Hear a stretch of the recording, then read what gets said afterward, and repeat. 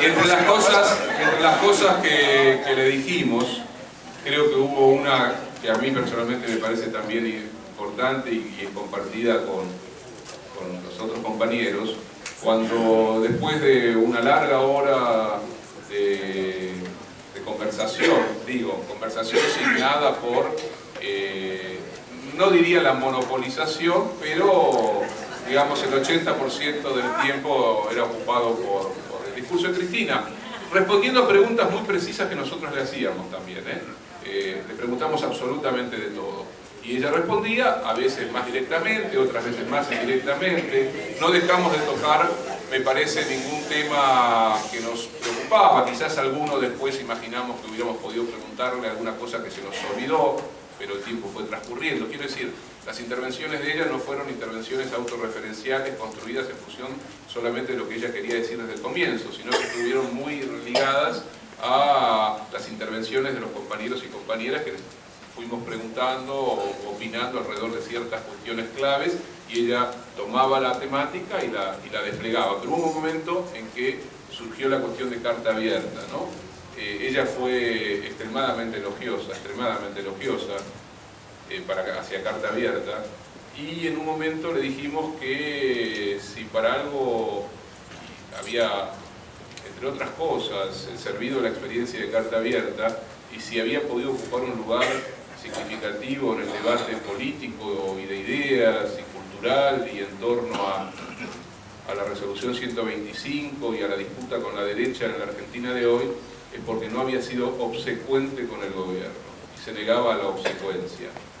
A lo que ella respondió que ella consideraba que precisamente carta abierta debía ser una usina de pensamiento crítico. Me parece que este es un punto clave, decisivo, en el diálogo incluso. Por eso que surgió la cuestión de carta abierta, ¿no? Ella fue extremadamente elogiosa hacia carta abierta, y en un momento le dijimos que si para algo había, entre otras cosas, servido la experiencia de carta abierta, y si había podido ocupar un lugar significativo en el debate político y de ideas y cultural y en torno a la resolución 125 y a la disputa con la derecha en la Argentina de hoy, es porque no había sido obsecuente con el gobierno y se negaba a la obsecuencia. A lo que ella respondió que ella consideraba que precisamente carta abierta debía ser una usina de pensamiento crítico. Entonces, esta idea que nosotros estábamos como poniendo a consideración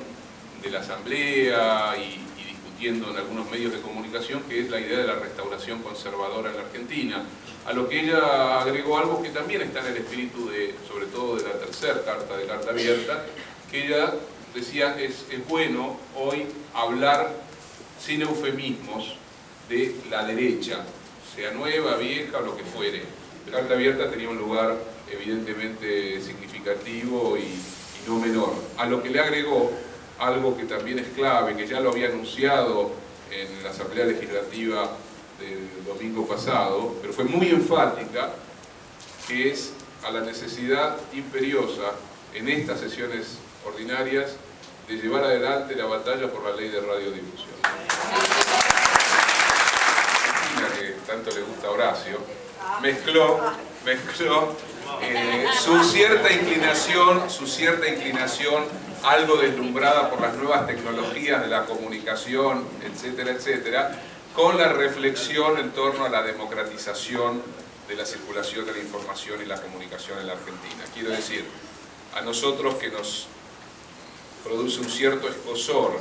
el discurso neotecnológico o neodesarrollista en relación a las tecnologías de la comunicación, la relación entre ese ámbito del discurso de Cristina y el otro, que es el que más nos preocupa esencialmente, que es el político-cultural, el comunicacional democratizante, también estuvo allí. Digamos, es parte del debate, y es cierto que, entre otras cosas,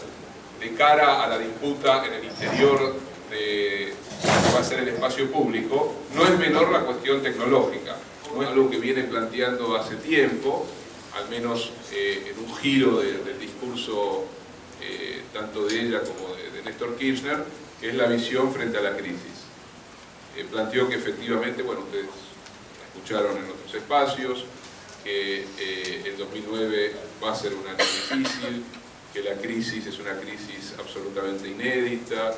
de consecuencias impredecibles, la metáfora del barril sin fondo, lo que también nos está forzando a nosotros a salir del provincianismo en el que solemos refugiarnos los argentinos y pensar efectivamente la dramaticidad del acontecimiento mundo que estamos atravesando. Y me parece que pensar la política en Argentina, en América Latina, pensar proyectos populares, democráticos, emancipatorios, exigen que podamos pensar también, o que podamos intervenir críticamente con palabras efectivas para discutir y pensar la dimensión, las características de esta crisis colosal, que por supuesto no es solo una crisis económica, sino que está atravesando todo un modelo de construcción civilizatoria. Y la complejidad de la crisis y el modo como se despliega en la Argentina, y que va a tocar sin ninguna duda a todos los sectores de la sociedad, sobre todo a sectores populares y a las clases medias, quizás habiliten una relación distinta con las clases medias. Una lectura que después tenemos que afinarla y pensarla un poco, ¿no? Frente al éxito y el esplendor de 5 o 6 años de crecimiento chino, la reacción de las clases medias fue un exacerbado antioficialismo y antikirchnerismo. Nosotros incluso dijimos en algún momento, en alguna de las cartas y en algunas de las discusiones de las asambleas,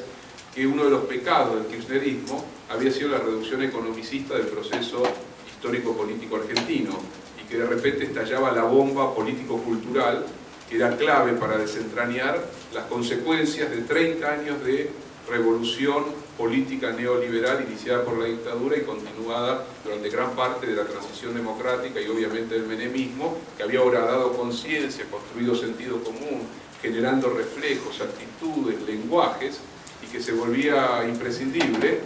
no reducir la mirada del acontecimiento a una problemática de rentabilidad, de crecimiento económico, etcétera, etcétera.